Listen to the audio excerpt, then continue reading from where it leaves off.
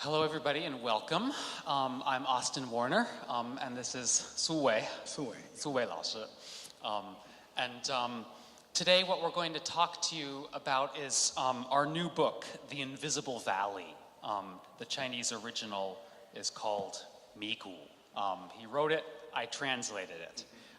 The talk is going to be, I'm going to speak English, and occasionally and then occasionally Su Wei will speak some Chinese, we'll go back and forth. And then so those of you who don't speak one of those two languages would want to, wear your headset so that you can hear the other half of the talk. Okay, so I wanted to start off our talk today with this picture. So you can probably recognize the two guys in the foreground. But if you look closely, you'll see that actually between us, there's a third face in the picture, a faint silhouette. Do you see it on the wall? I'm going to start out by asking Su Wei, who is the guy on the wall? What's the story with that face? 那个墙上的那个人是谁？大家仔细看，那墙上是我当年当知青的时候画的毛主席像。Right. So this was a portrait of Chairman Mao that he drew when he was a sent-down youth on Hainan Island. 然后2009年，我跟 Austin 回到我当年下乡的地方，那个墙上还有这个毛主席像。Right. And it was still there years later when we went back. Anyway, I don't know. I'm looking at the crowd here. I'm guessing there might be some people in the crowd who don't know about the sent-down youth movement. Is there anybody who hasn't heard of that? Okay, good. At least one person. So let me explain. So the sent-down youth refers to a period of time in the wake of the Cultural Revolution when Chairman Mao called on all young people he called them educated youth, young people of middle and high school age in the cities, to go to the countryside to be re-educated through agricultural labor. And this was, at this point, the cities were in chaos. The schools were closed, young people were running amok in the streets, and the chairman said, go to the countryside, the peasants will be your teachers. And this is an experience shared by an entire generation of people, including Su Wei, the generation that we would, same age as the baby boomer generation in the United States. So anyway, Su Wei is from Guangzhou, very close by. And like most of the educated teenagers in Guangzhou, he was sent to Hainan Island, China's southernmost province. And this is what it would have looked like on the dock in Guangzhou, getting on the boat to go to Hainan. Now, nowadays Hainan is regarded as a beach destination, right? But for most of Chinese history, for those who don't know, it was seen as the ultimate far-off, savage, barbarous frontier territory. They called it Tianya Haijiao, the edge of the earth, place full of thick jungles and rebellious native tribes. Another well-known writer by the name of Su Wei, the poet in the Song Dynasty, was exiled there 1,000 years ago when something that he wrote offended the emperor. And here we have a picture of Su Wei mediating on behalf of the Han colonists with a native tribe called the Li. So, 我下乡的地方就是苏东坡流放的地方。Yeah. So most of the Cantonese teenagers who were sent to Hainan Island were assigned to state-run farms that were part of a network of a military-style organization called the Nonghen Bingtuan, the Agricultural Reclamation Corps. And what they were doing on these farms was chopping down was clearing the jungle so that they could plant rubber trees in order to increase China's domestic supply of rubber. Now these days, this wouldn't look so good, right? They were basically burning down virgin rainforest. But in those days, they saw it as this heroic thing. They were pioneers doing battle with nature. And here we have a picture of Su Wei at 你当时几岁？提醒我一下。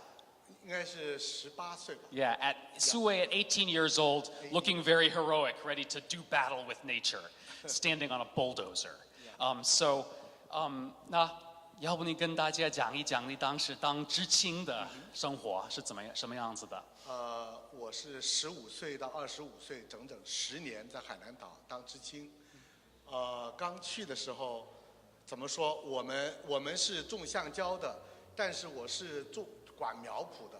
就是管苗圃是什么意思呢？是橡胶的小苗，我们每天，我当时15岁，体重不到100斤，但是我每天要挑100多担水，在山溪里边挑的水上山，每天要挑100多担水，所以是每天几乎是12个小时的工作。然后那个毛主席像呢？你是当时为什么画了那幅像呢？就是因为我是一个从小就爱画画的人。当时干活太累了，其实你们可能不知道，画毛主席像在当年是一个 dangerous work， 是一个很危险的工作。如果你画得不好，说你污蔑毛主席，你可能是要批斗你的。但是因为当时的毛主席像很容易画，我们都有一个纸片，有一个基本的模型，我们只要按照那个模型，然后呢，因为我是一个会画画的人，画的总是很像。所以呢，画毛主席像，我画了2个月，可以在每天12小时挑水的中间，有2个月让我画毛主席像，这对我是最幸福的时候，在当时。Right. So this was a boondoggle, right? So painting those portraits. So anyway, that's the story of what brought Su Wei to Hainan Island, where he painted that portrait and had the experiences that would inspire this book. And I thought that this picture was a particularly fitting way to introduce the English version of the Invisible Valley, because it contains the 3 people who were most responsible for its existence: Su Wei, me, and the ghost of Chairman Mao. Yeah. So, what brought me into the picture? You're probably wondering at this point. So I met Su Wei when I was a sophomore at Yale, where he teaches modern Chinese literature. And at that point, I had studied Chinese very intensely for 2 years. But deep down inside, I really wanted to write fiction. You know, I wanted to be a novelist. But the thing was, and I hadn't really admitted this to myself at that point. And part of the reason I hadn't admitted it was because I had had what seemed to me to be a pretty standard suburban American childhood. You know, it was a very happy childhood, but it didn't strike me as very promising fodder for a novel. And here I was in Su Wei's class, listening to these stories about being a sent-down youth on Hainan Island, very different from my own experiences, right? And he would also tell us stories about being an aspiring novelist in Beijing in the 1980s, during a time when the entire country was being swept with a wave of enthusiasm for literature and the arts, a time called the Wenhua Re, the culture craze. And he would tell us about, it just sounded amazing. It sounded like Paris in the 1920s. You know, Su Wei was at the center of this kind of this group of this circle of intellectuals who went on to become some of the leading cultural figures in modern China. And he would tell us about this salon that he made his apartment into. 跟大家讲一讲这个沙龙的故事吧。你们如果看那个照片，那个照片几个人物都是80年代全中国震耳欲聋的名字的。第一个是当时读书杂志的主编董秀玉。他是等于是 Chinese New Yorker 的主编，就是第一个是董秀玉，第2位很多在座的年纪大的人会知道，他是刘彬燕，是中国最有名的记者，然后1987年第2次被开除出党，第3位是文学研究所的所长刘在富，也是整个80年代思想理论界的先锋人物，第4个就是我年轻的时候，那个时候，因为我是最早的留学生，我是10年的知青，然后呢又是10年后当了7级最早的大学生，然后又是最早的海归，就是我是1982年到美国留学，1986年从哈佛大学我留学的时候在 UCLA， 在加州大学洛杉矶分校，但是我读完了我的硕士，到哈佛做了2年Ezra Vogel 的研究助手，所以我从那里回到了社会科学院文学研究所。这是发生在1986年的事情。我1986年最早的海归回到北京，社会科学院给了我一个特别的待遇，就是给我一个单身汉分了一个今天的语言叫 studio， 一个单间一单元。但是这个在当年的北京是一件很大的新闻，所以我那个小房间马上就成为了北京，我在社会科学院是年轻的学术界的一个公众空间，一个 public space， 然后同时又成为作家的一个小沙龙，所以北京的2个大圈子都汇合在我那个小房间里，所以我一下子成为了北京86年到89年这3年中的一个小小的卷入了这个80年代热的中间的一个小小的中心吧，可以这么说。So anyway, I would hear stories like this, you know, and I thought, oh, this is really cool. So anyway, one day I was hanging out, I was visiting Su Wei at his office hours, you know, and I was telling him, you know, how I had studied all this Chinese, but didn't know what I wanted to do with it, and you know, I had learned, I wanted to write fiction, but I didn't know what I wanted to write, and he said, well, why don't you try translating my novel? And I thought, bingo. Anyway, the rest is history. So I want to tell you what happens in this book. But before I do, I want to share a fantasy that I had at that time. You know, there's this common idea out there that a work of literature inevitably fades in translation, right? That it becomes dimmer, less alive. I thought that if I could talk directly to the author, if I could inhabit his creative vision and channel it directly onto the page, then I could create something in English that is just as alive and vivid as the original. You know, I could inhabit his vision in a way that, inhabit the world of the novel in a way that most translators aren't able to, oftentimes because the author is already dead or because the author is very far away. But this idea of inhabiting the novel took on a very new significance in 2009, a year after I graduated from college, when Su Wei called me up and said, hey, I'm going back to Hainan. Do you want to come along? So anyway, there we are walking down the main street of the base where he lived as a sent-down youth. Here we are at the well. 这个对于知青来说是一个很重要的地方吧，就跟我们讲一讲吧。这是我们每天早晨洗脸、刷牙、晚上洗澡的地方。然后那个是一个机器挖的井，很深。每次有人掉那个水桶到井里面去，我是那时候一个傻大胆，然后所以呢，大家就满村里叫苏伟过来捞井、捞桶，我就会跳到里面去，潜到很深的机井去把那水桶捞起来。我因为这个在当地出了名，就是捞桶的活都是我干的。And of course, the characters in the novel also are always going down to the well, right? So anyway, okay, there we are in one of the rubber orchards. 这些树应该不是你种的吧？橡胶树，不是我种的。对。And then here we are. 这个人是谁？跟大家讲一讲。是一个当年对我很好的其中的一个老班长，在乡下，他还在乡下。今年当时的年龄已经80多岁了。For the translators have got it. In another version of this talk, I translated. So, but a little footnote actually, which is that the banzhang, the team leader or squad leader, would have been a really important person in the life of a sent-down youth, because this was their immediate superior and their immediate sort of authority figure. So this is a very significant person. And here we are interacting with the local livestock. You can see that Su Wei is much more comfortable with animals than I am. Anyway, and cattle play an important role in this book. 因为这个书里边写的是这个主人公放了86头牛，这是我当时当放牛的一个真实的背景。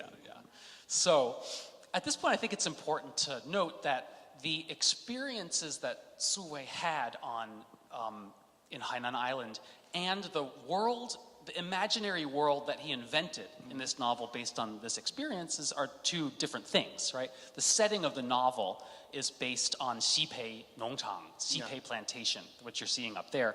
But the story is entirely fictional. So here's the story. So Lu Beiping, the main character, is a bright middle-class kid from Guangzhou. He is sent to Hainan to be a sent-down youth. When we meet him, he's working on a rubber plantation at the foot of a fictional mountain called Mud Kettle Mountain. And I have to mention a few things about what it was like in China at that time. This was a very puritanical era. It was a time when there were all sorts of taboos, right? Things you couldn't do or say or even think. And one of the big taboos was religion, belief in God or gods or the supernatural. And another big taboo was sex. So what today would seem like the most innocent kind of flirtation between young people of opposite sexes would have been seen as bourgeois, 小资. It was a distraction from making revolution. So Lu Beiping, the main character, is 20 years old, but he's grown up in this kind of environment, and in a lot of ways he's a very innocent 20-year-old. On the plantation, he's given the job of taking the cattle of the work unit up onto the mountain to graze. And while he's up there on the mountain, he meets this strange group of people. It's a small family of a community of migrant woodcutters. They call themselves the drift folk. And they're living in a hidden valley up on the mountainside. And as Lu Beiping gets to know these people better, he notices something weird about them. The clan is made up of a woman named Jade, Pei, and her 3 male lovers, and the children that they raise in common. And now this would be unthinkable in the society that Lu Beiping comes from, right? And he also discovers something else odd about them, which is that they believe in magic. They have a complicated system of rituals and taboos that they use to keep the forest spirits happy. And they believe that deep in the mountain is a giant snake spirit called the Snake Weird, 龙神蛇怪, and that they need to keep the yin and yang in balance. Otherwise, the snake weird will come out and wreak havoc on the land. And of course, ideas like these would also be unthinkable in the society Lu Beiping comes from. So anyway, Lu Beiping, he's kind of interested in these people, and as it so happens, Jade, the woman, is interested in him. The two of them begin a relationship, and Lu Beiping becomes another of Jade's lovers. And gradually is drawn into the community of the drift folk. And Lu Beiping is kind of caught between these two worlds. These worlds are almost like foils for each other. The sensuous, free-loving, but in some ways very traditional and primitive world of the drift folk.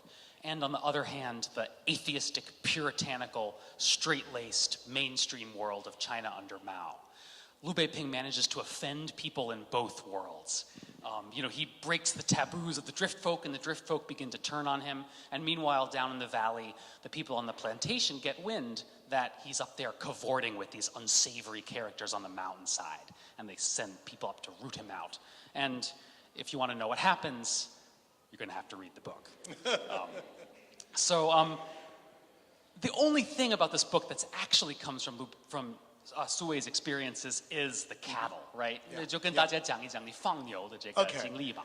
这个故事完全是虚构的很多人以为里边的陆北平是我，其实连里边的陆北平都不是我。那里边如果是我的，是那个作家叫阿仓的，这是陆北平跟阿仓讲的故事。所以呢，但是真正跟我的个人人生经验有关的只有2个点，一个就是当年因为我个子太小。每天挑100多担水，然后队里的队长就对我很同情，就很多知青都觉得，很多当年的老农工都觉得，让这么小的孩子，我当年才15岁，天天挑100多担水，太苦了，所以就决定让我去放牛。所以我当时真实的是放了86头黄牛。所以在我的小说里，我一个人赶着86头黄牛进山是真实的。那这是一个真实。另外一个，我在山里边放牛的时候，远远的看见过这么一户流散户的人家，他们是一个女人，然后几个男人。我留心观察他们的他们的身体语言吧，其实我连他们的声音都很难听得到。从远远看到他们的身体语言，我觉得那个女人属于这所有的3、4个男人，是他们的共同的女人。所以就这么一个 idea， 我觉得我当年已经有我的作家梦了。在当年我就想，这是一个写小说的题材。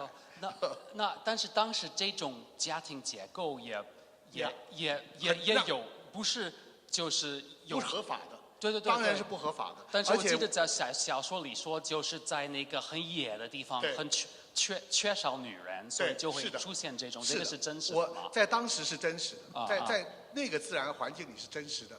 我是从这样2个点上生发出这个小说，然后这种思考其实有很多人性的思考。其实在我的小说里是把山里的世界和山外的世界，就是那个文化大革命那个政治化的人性的世界和山里那个自然状态下的人性做一种对比来写的。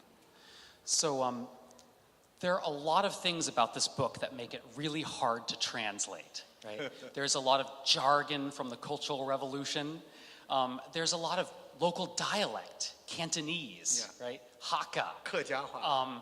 And lots of references to Cantonese folklore and mysticism and traditions. And then there's also poetry, classical Chinese poetry.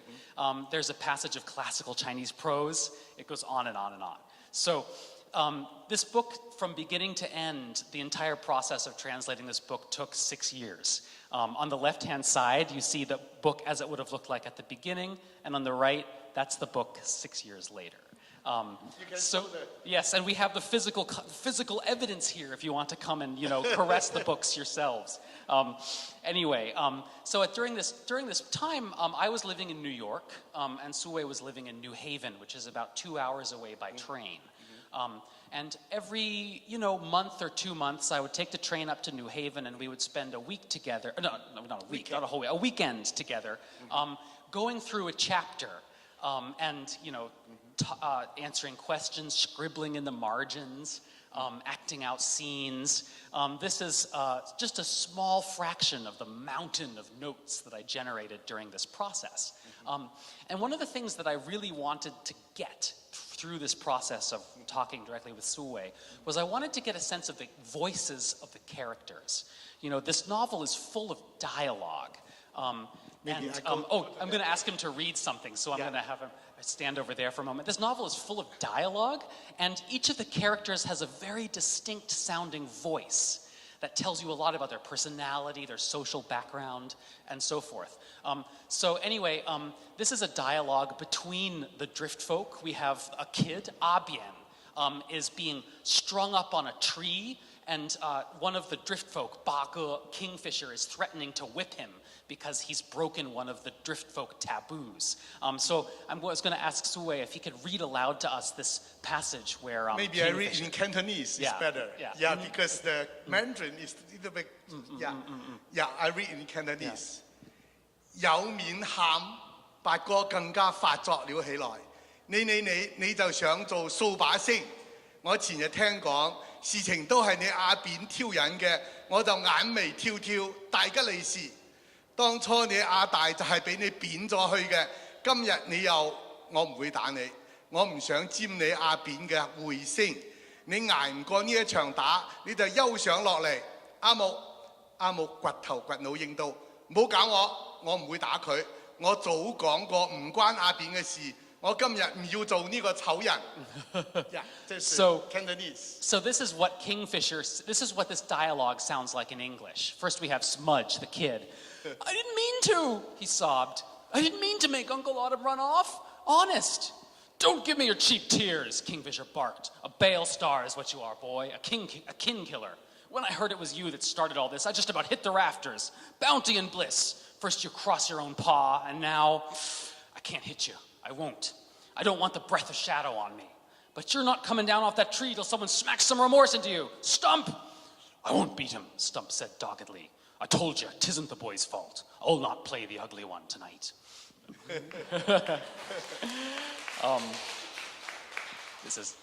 So one of the other things that I was hoping to get from this process was a sense of the musical contours of the passages. I'm actually a musician by training, and I wanted to understand where are the crescendos, where do things get quiet. 你坐一下吧，因为反正还有讲一些别的，挡住了那个录像机。So yeah, and so here we have an example of a passage where Lu Beiping is caught outside in a typhoon in the jungle, and it's like an action sequence, and then you see here there's the crescendo to the climax. Over here, this is sort of a diagram that I drew when I was trying to understand sort of the most important poetic motifs in a particularly lyrical passage. If you look carefully, I don't know if you can read it, but it says like light, water, violence, clay, light again, clouds, rain, earth, soil, these things that for that particular passage, the play of those motifs was the most important thing. So that's sort of a map of that passage. Another thing I wanted to understand was the objects that the characters used, because these are like props in a play. They're constantly, the characters are picking them up, putting them down, giving them as gifts, throwing them at each other. I wanted to know not just what these objects looked like, but what they meant to the characters. So here we have these pictures of kerosene lanterns. That different kinds of kerosene lanterns. 就那个两种，那个是可以是马灯，上面是马灯。对 ，Yeah, there's 下面是大的煤油灯和小的煤油灯。Yeah, we have a hurricane lantern, which you could take outside in the jungle, and then another a basic kind of kerosene lantern that you'd keep inside. Here we have a couple other things. 本机 right? 黑板报。Oh no, 黑板报 Yeah. Well, central 黑板报 right? The Blackboard Gazette, which would have been, because they might not have had like a newsletter in the camp, they would have had like reports and articles written in chalk on the 黑板报. And then down there, a tool for collecting, a foraging tool. Still, you might see it in the countryside, still used today. A scoop basket. And this passage here, I have to share this with you guys. This is a passage where one of the drift folk, his name in English is Stump, Lu Beiping is injured. And Stump is treating him with traditional Chinese medicine. And I want to hear this one sentence. I'm going to ask Su Wei to read it aloud. 就那个阿木从腰楼里，阿木从腰楼里逃出一瓶哈盖酒，说是自己用山兰米酒泡的，让他喝了可以补虚亏。Yeah. So there, right? You're right. Exactly. You're laughing. Yeah. This is so. There are so many words with cultural background in them that need to be understood in order to translate this sentence. This is how it sounds like in English. Stump took a small glass bottle out of his wicker hip pouch, saying it contained a special tincture that he'd made himself using dried gecko skins and hillflower rice wine, and made Lu Beiping drink it to replenish his voids. So anyway, I'm very proud of that sentence. Okay, the dwellings of the characters. It was, many of the scenes happen within these dwellings called 窝棚, these A-frame huts. 你当时住过窝棚吗? Okay, so yeah, Su Wei lived in one of these at the time. So we have pictures of the different dwellings. I also wanted to understand the imaginary geography of the novel. It has sort of a very detailed, imagined physical landscape. And here we have, this is the hidden valley where the drift folk live, the Liu San Hu. And many scenes happen in this valley, so I needed to imagine it very clearly. 非常有意思的就是说，这个图是他画的，他画了带来给我看，我一看说，哇哦，我心目中的就是这样的，所以是完全一样的。对对对。还有这个 sorry, English. This one, this is a map of the entire region where the plot takes place. Down in the lower left-hand corner, you see the arrow. Off the map would be where the rubber plantation is, where the camp where Liu Beiping lived. And as Liu Beiping ventures deeper into the mountain, he is following the course of this winding river called Mudclaw Creek, right? Bajangxi. And you see the rubber orchards down and below. Then you see that it gets wild. There's jungle. And up here in the mountains, in the middle, there's the hidden valley where the drift folk live. So a lot of the action of the novel takes place up and down the bends of the creek. And if you look closely, you'll see, I don't know if it's visible, but it says Wu Meng Zhi Gu in the middle. Dreamless Vale. And there's a little hut and a corral there. 那就是陆北平住的地方，晚上。 Right. Yeah. When Liu Beiping first goes and camps in the mountain to herd, when he's starting to work as the cowherd. And there's something, I want to end by reading you a passage that I really like from the book. It's when Liu Beiping is first spending the night in the jungle, camped out in that little hut. And the fear, this terror of doing that, and how he conquered that fear. But first, there's an important detail about the plot that I need to explain. 你跟大家讲一讲这个鬼婚的事情吧。那个为什么陆北平会赶着这个86条牛住到了山里边呢？其实是跟这个故事开头的一段鬼婚有关。就是在一个收工的晚上，那陆北平就在路上捡了一张红纸。 结果那张红纸其实就是一个算命先生让那个队长的家人扔在那里，就谁一个男孩谁捡了这张红纸，他就等于跟这个他的死去的女儿结了姻亲，就结了鬼婚。这样一来呢，这个鬼婚当然这是很古老的一种迷信，说只有他死去女儿结了姻亲，他后面的儿子结婚才不会受到诅咒。 所以呢，这个陆北平一下子就成为了队长家里的鬼女婿，所以这个在当时是很忌讳的，因为这是封建迷信，队长不能让外边知道这个事情。另外一方面呢，大家队里的人都在笑他，他一下子成了鬼女婿，所以队长就让他赶着这86头牛住到深山里越冬，在山里面。So anyway, here's the passage. Dreamless Vale, Liu Beiping wrote in his journal. This was on his third day living alone in the hills. He'd christened the gully with this florid name mostly as a counterweight to fear, to the awful nameless fear that these wilds had woken in him. On the first night, the jungle revealed its terrifying true face. First, there was the silence, a huge, all-encompassing silence that slid shut over him like an iron lid. The jungle at night was filled with noises, the moaning of the wind, the shrieking of birds, the howling of wild animals, the buzzing of insects, but together these added up to a single oppressive silence. Every sound threw the silence into sharp relief, and as it grew heavier, deeper, thicker, an irrational fear seeped out of Liu Beiping's bones and hardened around him. By day, flanked by brawny bulls, he could fancy himself intrepid, but at night, the fear that lay coiled inside him would slither out, ready to devour him whole. Light the lamp, and it became a malevolent ghost's eye, staring at you. Snuff it, and darkness fell over you again like a vast, wet, moldy-smelling curtain, suffocating you. Sometimes Liu Beiping actually felt short of breath. He sat bolt upright in his hut, which was open on four sides, with just a low wall separating him from the elements, unable to sustain a supine position for 10 minutes, much less sleep. Whistling, singing, going for night strolls were all futile distractions. He tried to avoid brushing anything with his frigid toes and fingertips.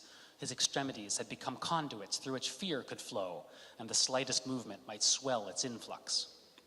For several nights he could do nothing but sit against the corner post next to his bed, clutching his sheet, clenching his teeth, his eyes squeezed shut, waiting for morning to come.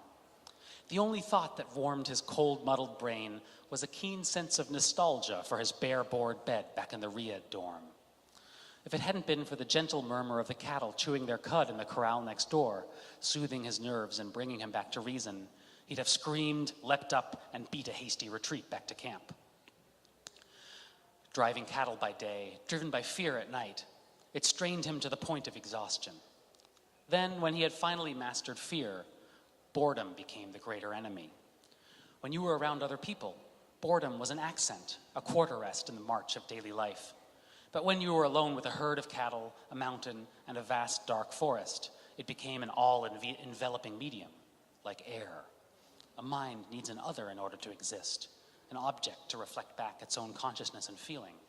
Otherwise, herding cattle is boring. Cooking is boring.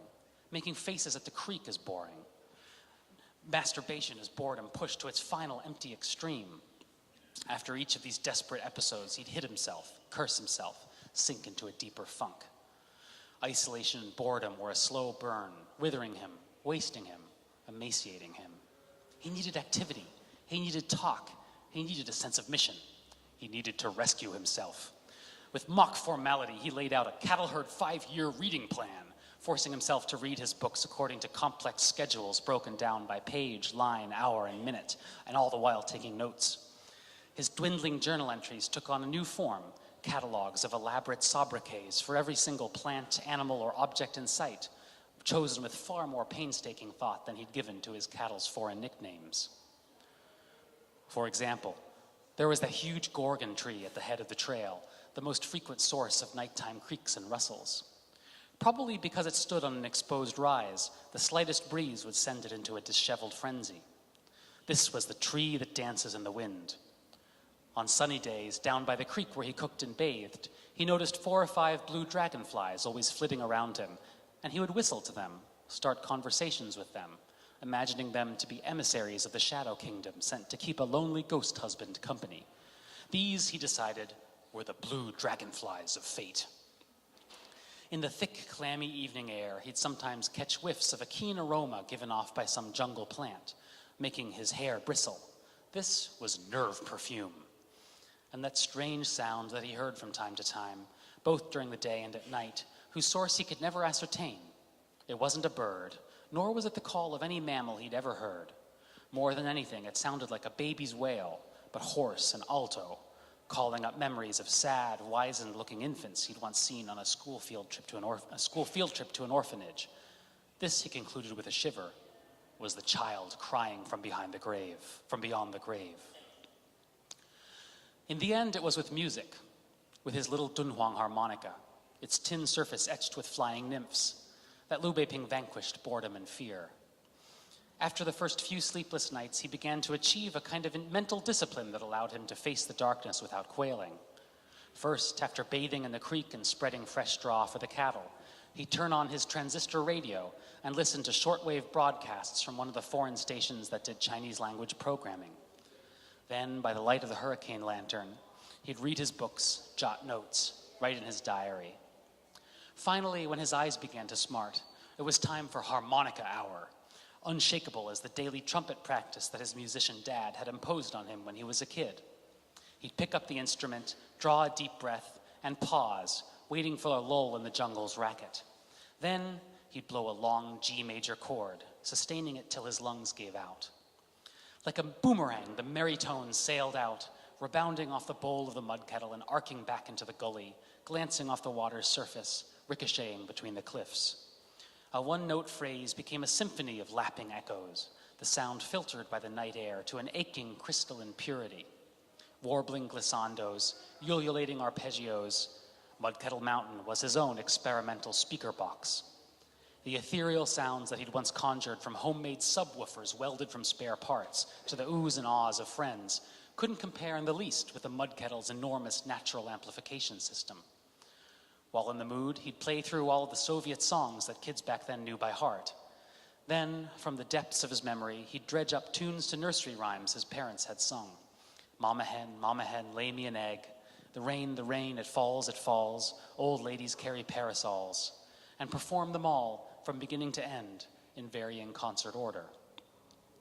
Thus, with the help of his harmonica, Liu Beiping learned to converse with the mountain. His dejection at losing his girlfriend and having to marry a ghost, the gloom of his dreary new jungle exile, his feverish adolescent wants and nameless night fears, his unmoored feeling of isolation and helplessness, all these were held at bay by the harmonica's piping voice, a sound blissful as skating by moonlight, cool as ice cream. They were gathered up in each inhale, expelled in each exhale, and one by one, quelled, extinguished. That's all we have for you today, ladies and gentlemen. Are there any questions for either me or for Su Wei?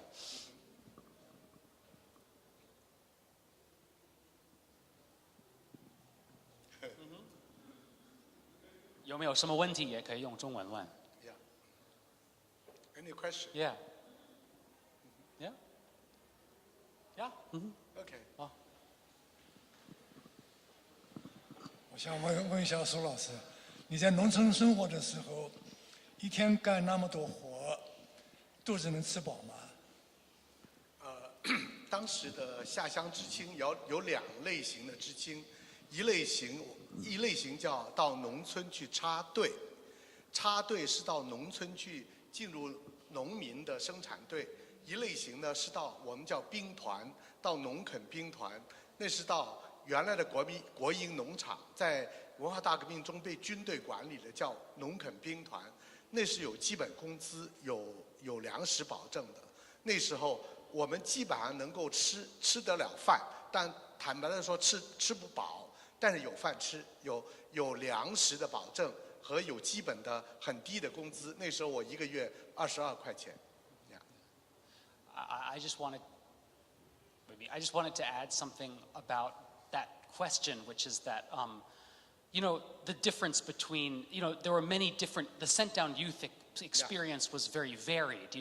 Many people, the kids were sent to the countryside, had many different kinds of experiences. And part of what going back to Hainan did for me was understanding really the specifics of how that sent down youth experience was like, because there are lots of books written about it, many in English, but, none of them talk about this particular experience. So, are there other questions? 去农村，这个中国那时候有没有这个合法的年龄去参加工作？好像其实有些国家是说有童工啊，不能参加。当时是有规定的，是16岁，就是法律上规定16岁，就当时的我们今天叫老3届，就是文化大革命从1966年到1968年的初中生和高中生，各初中3届。高中3届叫老3届，当时的最低的年龄是16岁，就是当时的规定是16岁以上才可以下乡。我当时是15岁，我早上学1年。但是为什么我当时会下乡呢？就是因为文化大革命中，我的父亲哥哥关了监狱，在1968年，家里的情况非常惨，所以我当时一天到晚面对各种抄家、各种折磨，我有点受不了。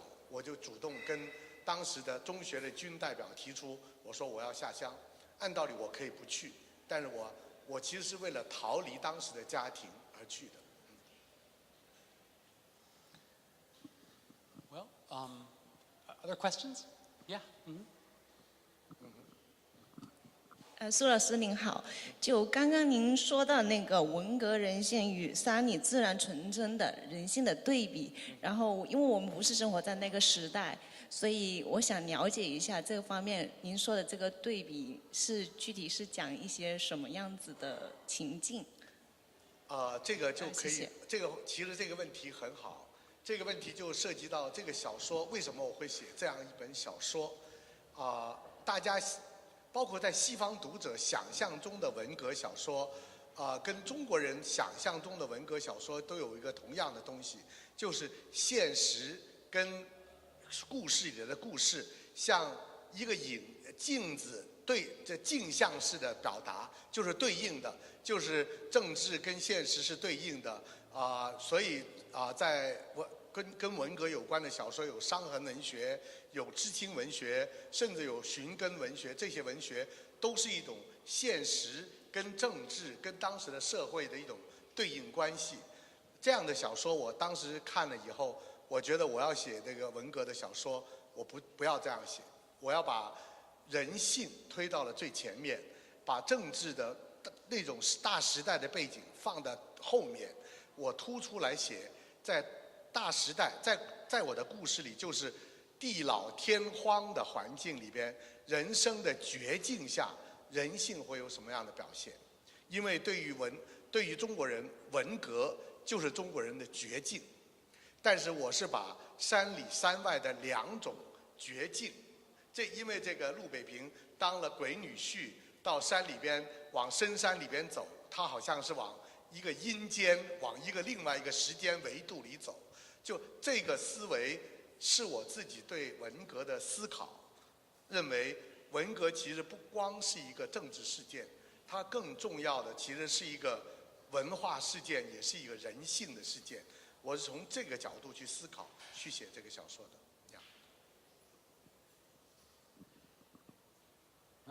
Any other questions? Going once? Going twice? Well, we're happy to hang out and talk answer any informal questions you have afterwards. Thank you so much for having me. It's a joy to be here in Macau. I appreciate it. 也谢谢主办方邀请我们。Yeah. 谢谢。Thank you, Elder.